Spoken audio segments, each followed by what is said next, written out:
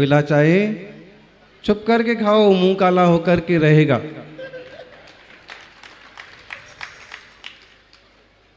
जैसा कर्म करते हैं उसका फल जरूर मिलता है। कर्म के द्वार पर देर सही अंधेर नहीं है, यदि अन्याय करोगे तो न्याय होकर के रहेगा। किसी महापुण्य योग से, महाभाग्य से तीर्थंकर भगवान संभावनाथ स्वामी इस धरा पर आए और उनकी मां का नाम सुसेना। एक नारा बहुत चलता है, मां का बेटा कैसा हो।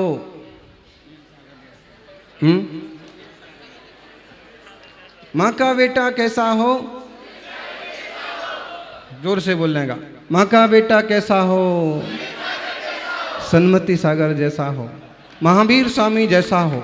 मां का बेटा कैसा हो, ये तो बात सही है कि मां का बेटा कैसा हो, लेकिन मां कैसी हो। इस नारे में थोड़ा सा और सुधार हो जाए कि मां का बेटा कैसा हो, सन्मति सागर जैसा हो, इसके बजाय मां का बेटा कैसा हो, महावीर स्वामी जैसा हो, इसके बजाय बेटे की मां कैसी हो, त्रिशला माता जैसी हो। बेटे की मां कैसी हो, जयमाला मां जैसी हो। क्यों? क्योंकि आजकल तो माताओं का ही ठिकाना नहीं पड़ रहा है। पिछले 2 दिन पहले की बात है, इसी जिले में 2-2 दिन के पैदा हुए बच्चों को झाड़ियों में फेंक दिया। एक बेटी, एक बेटा। बेटी बचाओ मुहिम तो अपनी जगह चल ही रही, लेकिन जो गलत लोग हैं, अवैध लोग हैं, वो बेटा बेटी कुछ नहीं देखते, अपना पाप छुपाने के लिए कुछ भी कर्म करते हैं। लेकिन अन्याय कितना भी करो, एक दिन न्याय होकर के भी रहेगा ही रहेगा। हैं? आप देख लो ये अन्याय, सब बीच में कुर्सी लगा के बैठ गए हैं और जमीन में बैठने वाले, लेकिन ध्यान रखो, चेयर पर बैठने वाले सिर्फ चेयरमैन और जमीन पर बैठने वाले सब जमींदार। ऑलरेडी हैं भी, वो पगड़ी वाले जितने हैं सब जमींदार हैं, पाटीदार, और ये चेयर पर बैठे हुए हैं। और ध्यान रखना, चेयर पर ज़्यादा बैठने का शौक एक दिन सचमुच में चेयर पर बिठा देता है। हाँ बिल्कुल, ताली बजाओ जोर से, लेकिन हमारे सचमुच का मतलब समझना, हमारे सचमुच का मतलब है पद और प्रतिष्ठा नहीं है। हमारे सचमुच का मतलब है कि व्यक्ति की कमर टेढ़ी हो जाती है, कि घुटने खराब हो जाते हैं, तो घुटने उसको बैठना ही पड़ता है चेयर पर। इसलिए कुर्सी का शौक ज़्यादा मत पालिए, और कम से कम बीच बीच में लगाने का तो मत पालिए।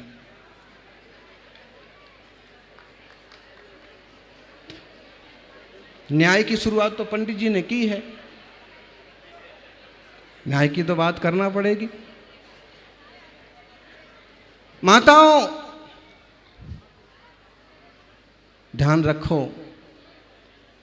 मां का बेटा कैसा हो, सन्मति सागर जैसा हो, महावीर स्वामी जैसा हो, श्री राम के जैसा हो। राम सबको चाहिए, महावीर सबको चाहिए, सन्मति सागर भी सबको चाहिए, सीता सबको चाहिए, लेकिन पहले वैसे माँ बाप भी तो होना चाहिए। जैसा बीज होगा वैसा पौधा होगा। मां संस्कारित हो, उस मां की महिमा तो आचार्य मानतुंग ने भी कही है।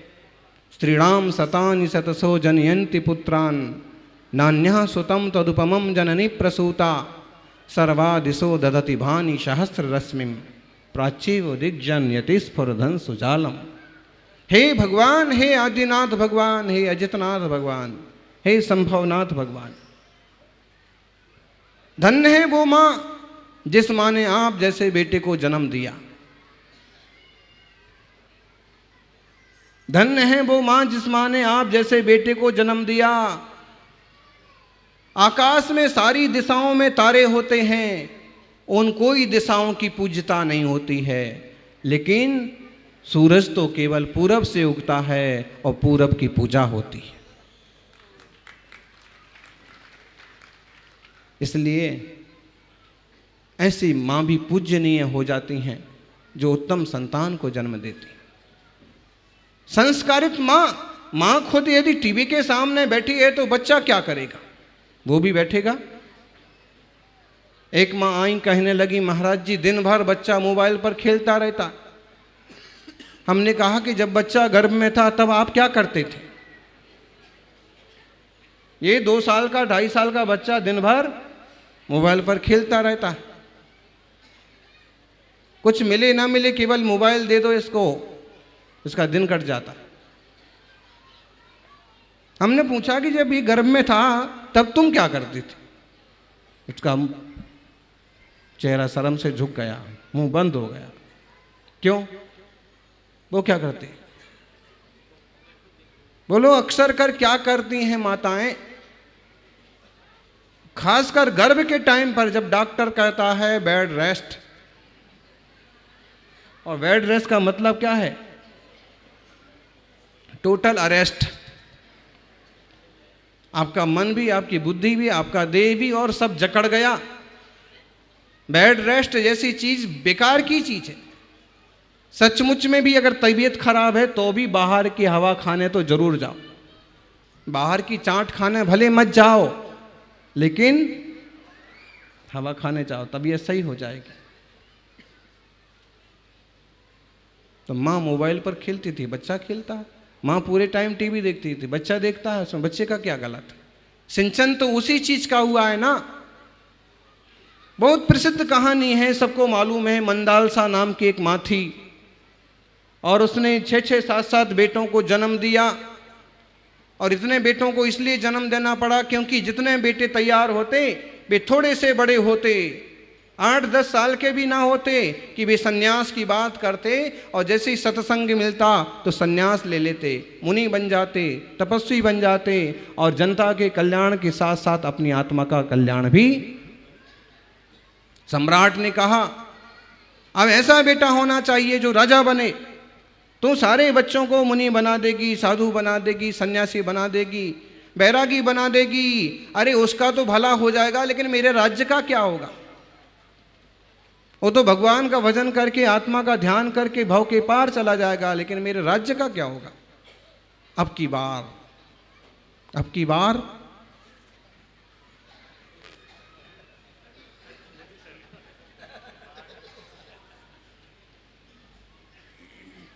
चाहिए सरकार। ऐसा बच्चा चाहिए जो सरकार चलाए, राजा बने। मंदालसा ने कहा, जैसी आज्ञा। उसने उसी ढंग के विचार रखे। प्रतापी सम्राट मेरी कोख से जन्म लेगा। राजा ने भी सुविधाएं उसी ढंग की रखी, और पहरेदार भी उसी ढंग से रखे, और सेवा करने वाले भी उसी ढंग से रखे कि उसको सिर्फ राजकाज के लिए, उसी तरह की भावनाओं के लिए प्रोत्साहित करें। बच्चे का जन्म हुआ। जन्म होते ही राजा ने कहा कि इसको मां से अलग करो। अब तक तो निगरानी में रखा और इसने अच्छे संस्कार दिए हैं कि राजा बनेगा, राजकुमार बनेगा, लेकिन जन्म के बाद इसने अगर वही संस्कार दिए वैराग्य के, वीतराग भाव के, कि हे जीव संसार में नहीं उलझना, हे जीव जंजाल में नहीं पड़ना, आत्मा अकेला आया है, अकेला। बेटे पोते कोई काम नहीं आते हैं। जब तक स्वार्थ सधता है, राग बना हुआ है, अपनापन है, तब तक सब कुछ अच्छा लगता है। और अपनापन खत्म हुआ कि स्वार्थ नहीं सधता तो रिश्ते भी रिसने लगते हैं। कितने माँ बाप हैं जो अपने बच्चों से परेशान हैं, कितने पति हैं जो अपनी पत्नी से परेशान हैं, और कितनी पत्नियां हैं जो। और आजकल के इस टीवी के और सीरियल्स के और फैशन के दौर में तो कब कौन किसको छोड़ दे और कब कौन किसी के साथ अन्याय करे, ये भी कहना एकदम मुश्किल हो गया। ये जो अस्थिरता है ना, ये बहुत खतरनाक चीज है। और ये हमारे देश में नहीं होना चाहिए। दुनिया में तो होता है, होता रहे, उनका भाग्य, उनका पुण्य, लेकिन हमारे यहाँ की वो परंपरा ही नहीं है।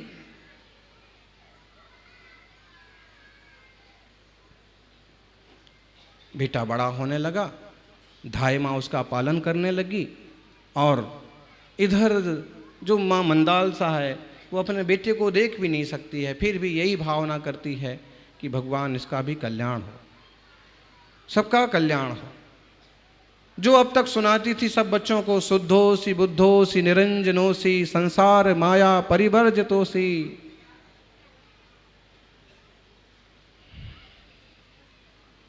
हे जीव, हे पुत्र, तू कैसा है? शुद्ध आत्मा है, तू बुद्ध है, तू संसार माया का त्याग करके अपने आप को परम पवित्र कर, इस भाव के पार जा। महावीर स्वामी का तो गणित यही है, सीधा साधा गणित है। उनने बहुत ज़्यादा सिद्धांत नहीं बघारे, सीधी सीधी बात कही कि आत्मा संसारी है। कब तक संसारी है? जब तक विकारी है तब तक संसारी है, और इसके विकार अलग कर दिए तो यही संसारी आत्मा भगवान बन जाता है, पवित्र हो जाता है। देखो कांच, आईना, मिरर, जब तक उसके पीछे लाल लाल लालामी लगी रहती है तब तक उसमें चेहरा दिखता है, अच्छा बुरा महसूस होता है। लेकिन अगर उसकी सारी लालामी हटा दी जाए तो मिरर, प्योर कांच तो कांच है। वैसे ही आत्मा में विकार तब तक झलकते हैं जब तक राग द्वेष मोह लगे हुए हैं, और एक अचरा अलग किया कि आत्मा परमात्मा हो जाता है। वही अपन सब कर रहे हैं। ज्ञानी कह रहे थे, महाराज जी बहुत मेहनत से, बड़ी मुश्किल से हम ये कार्यक्रम करवा पा रहे हैं। सही है, कठिनाइयाँ तो आती हैं, लेकिन इस मंगलमय कार्यक्रम से ये सब सीख लेना कि वे तीर्थंकर प्रभु कितने महान होंगे, कि हमारी जैसी पर्याय में आकर के सारे विकारों का नाश करके आज सिद्धों की श्रेणी में विराजे हैं, और हम सौभाग्यशाली हैं कि उस रास्ते पर चलने की भावना रखते हुए उनके मंगलमय कार्यक्रम का आयोजन कर रहे हैं। पूरा गांव बैठा है, और जो यहाँ नहीं बैठे हैं वो दूर दूर से सुन रहे हैं। यहाँ के लोगों की धर्म की प्यास अजब गजब की है, और लोगों की आपस की प्रीति और एक दूसरे की सम्मान की भावना बहुत अच्छी है।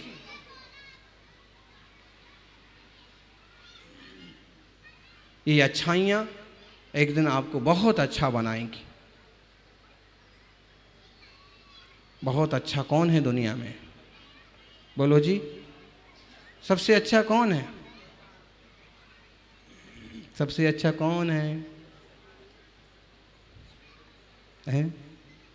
प्रभु जी, या फिर वितरागता के रास्ते चलने वाले गुरु जी? और प्रभु जी, हमारी आत्मा ही खुद प्रभु जी हो जाएगी। तो माताओं, बहुत बड़ी जिम्मेदारी है आपकी। ऐसे लगता हो लोगों को कि शादी करना और एक दो बच्चों को जन्म देना और गृहस्थी का मौज करना इतना नहीं है। हमारी भारतीय संस्कृति में इतना छोटा अर्थ नहीं है इसका बहुत गंभीर अर्थ है कि गृहस्थी क्यों बनाना। उसके लिए रीजन है कि आप गृहस्थी नहीं बनाएंगे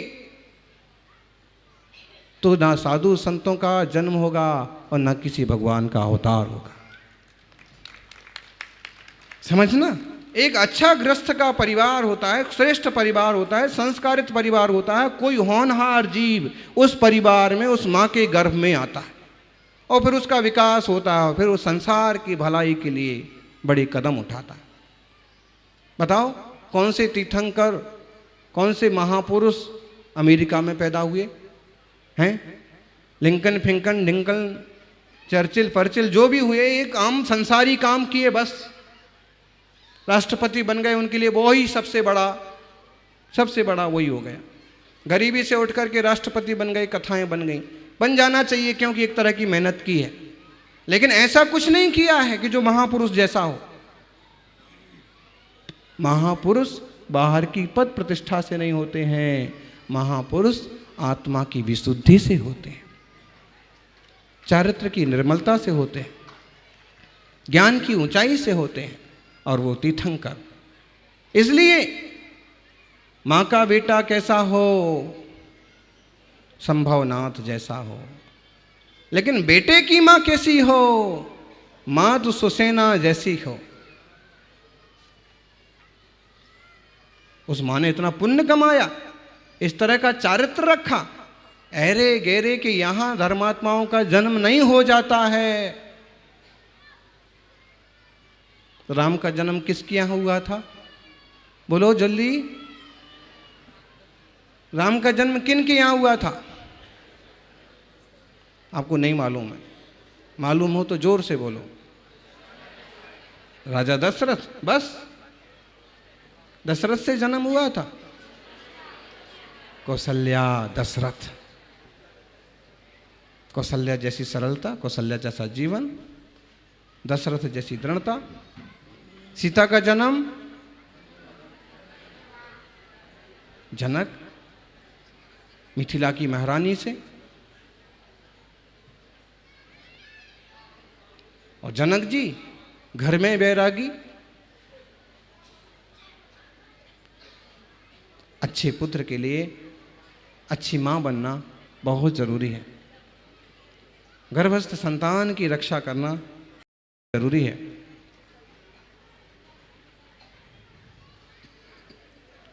बेटा बेटी एक समान। ऋषभ देव ने जब अपनी दोनों बेटियों को पढ़ाया ना, और उसका जो एक चित्र मिलता है कि बेटा बेटी एक समान, हर एक जीव में है भगवान।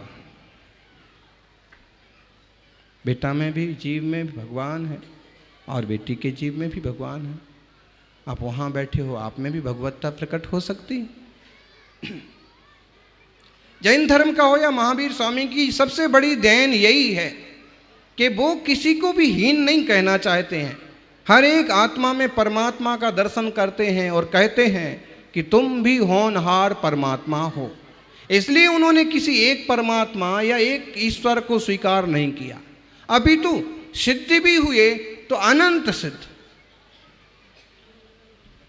राम भी सिद्ध हो गए, हनुमान भी सिद्ध हो गए, महावीर स्वामी सिद्ध हैं, 24 तीर्थंकर सिद्धों की श्रेणी में हैं।